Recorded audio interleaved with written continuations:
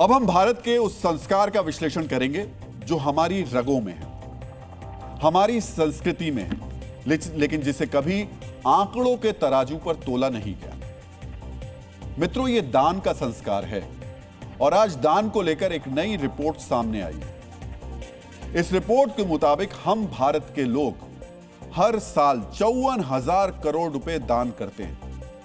यह report Ashoka university के CSIP यानी centre for social impact and philanthropy ने तैयार की है।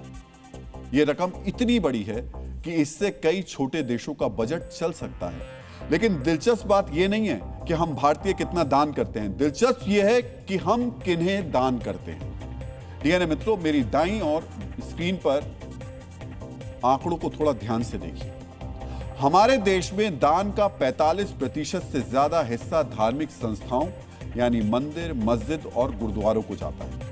यानी दान का सबसे ज्यादा भाग धार्मिक स्थल के निर्माण या उन्हें चलाने के लिए दिया जाता है और लगभग 42% हिस्सा सीधे उन लोगों के पास जाता है जिन्हें हम सड़कों पर देखते हैं, यानी वो लोग जो भीख मांगते हैं। इसका मतलब है हमारा दान इमोशनल है, वो आमने सामने के रिश्ते पर टिका है।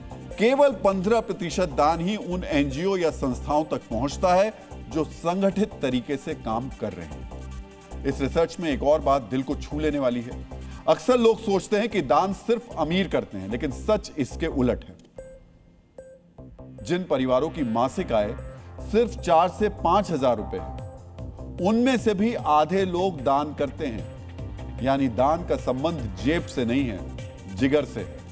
भारत का गरीब भी उतना ही बड़ा दानवीर है जितना कि कोई कॉर्पोरेट दिग्गज। डीएनए मित्रों, अब आपके मन में यह सवाल जरूर आ रहा होगा, क्या मुट्ठी भर सिक्कों या पुराने कपड़ों के दान से किसी देश की तस्वीर बदल सकती है? आज मैं आपको इतिहास के उस कालखंड में लेकर चलता हूं जहां दान केवल पुण्य नहीं बल्कि देशभक्ति बन गया था। यह कहानी 1945 के बाद जापान और जर्मनी की है। दूसरे विश्व युद्ध के बाद जर्मनी में 40 करोड़ क्यूबिक मीटर मलबा फैला था। उस वक्त जर्मनी की सरकार के पास पैसे नहीं थे। तब वहां की महिलाओं ने अपना समय और श्रम दान किया और जर्मनी को दोबारा खड़ा किया। अगर आज की तारीख में उस श्रमदान का मूल्य निकालें तो वो अरबों डॉलर बैठता है। इसी तरह 1945 में जापान की अर्थव्यवस्था 25% तक सिकुड़ गई थी। वहां के मध्यम वर्ग ने अपनी बचत का 20% हिस्सा सरकारी बॉन्ड्स और सामाजिक कार्यों में दान स्वरूप लगा दिया। स्कूलों को फिर से शुरू करने के लिए जापानी परिवारों ने अपनी निजी लाइब्रेरी से लाखों किताबें दान कर दी।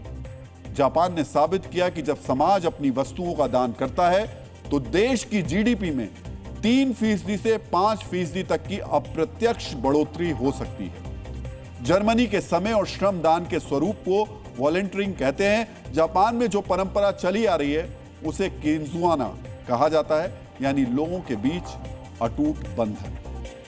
भारत की रिपोर्ट कहती है कि हमारे यहां भी 30% लोग समय, श्रम और वस्तुओं का दान करते हैं। लेकिन एक बात विचार करने वाली है, भारत में दान की मात्रा तो बहुत है, लेकिन उसका मकसद अभी भी व्यक्तिगत मोक्ष और धर्म तक सीमित है।